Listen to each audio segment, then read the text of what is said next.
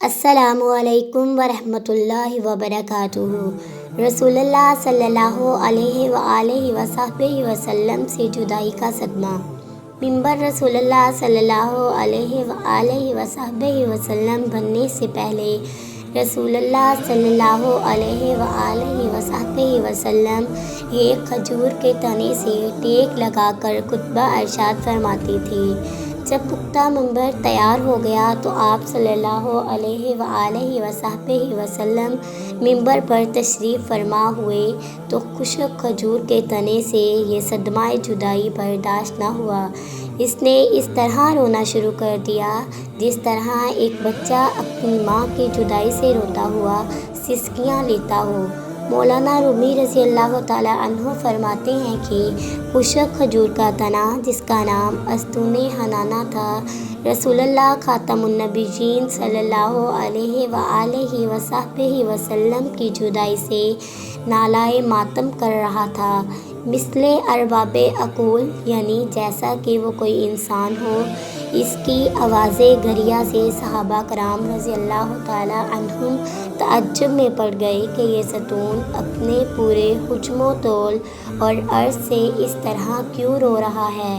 آپ خاتم النبیین صلی اللہ علیہ وآلہ وصحبہ وسلم نے دریافت کیا، اے ستون تجھے کیا ہوا ہے؟ اس لیے عرض کیا، رسول صلی اللہ علیہ وآلہ وصحبہ وسلم کی جدائی کا صدمہ مجھ سے برداشت نہیں ہوا۔ آپ صلی اللہ علیہ وآلہ وصحبہ وسلم کی جدائی سے میری جان اندر ہی اندر جل رہی ہے اور اس آتش غم آپ صلی اللہ علیہ وآلہ وصحبہ وسلم کے فراق میں کیوں نہ آہیں فغاں کروں۔ یا رسول اللہ صلی اللہ علیہ وآلہ وصحبہ وسلم، آپ صلی اللہ علیہ وآلہ وصحبہ وسلم تو جانے کائنات ہیں۔ پہلے آپ خاتم النبیین صلی اللہ علیہ وآلہ وصحبہ وسلم مجھ سے ٹیک لگا کر خطبہ دیا کرتے تھے، لیکن اب آپ رسول اللہ خاتم النبیین صلی اللہ علیہ وآلہ وصحبہ وسلم نے دوسرے ممبر کو پسند کر لیا۔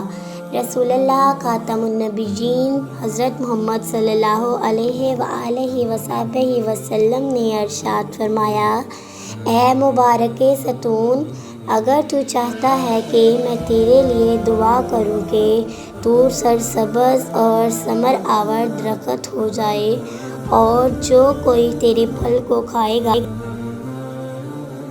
خواہ وہ شرقی ہو یا غربی، مستفید ہو جائے گا۔ تو ہمیشہ کے لیے سرسبز شاداب رہے گا۔ اور تو ہمیشہ کے لیے تر و تازہ ہونا چاہتا ہے یا تو پھر عالم آخرت میں کچھ چاہتا ہے؟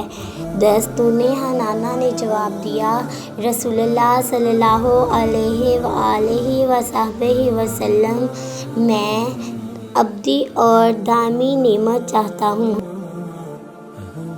مولانا روم رضی اللہ تعالیٰ عنہ فرماتے ہیں کہ ایک غافل انسان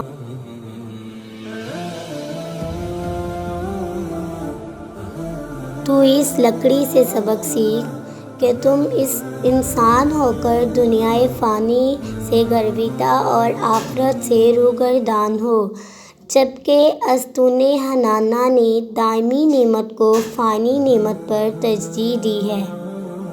رئیس ہونے کی چابی حضرت علی رضی اللہ تعالیٰ عنہ سے لیجیے۔ لا الہ الا اللہ الملک الحق المبین۔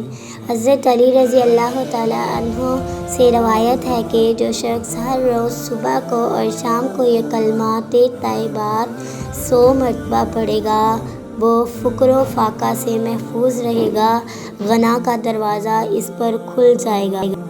شیخ سعدی رحمۃ اللہ علیہ فرماتے ہیں کہ میں آج تک اپنی خاموشی پر نہیں پچھتایا، جب بھی پچھتایا اپنے بولنے پر پچھتایا۔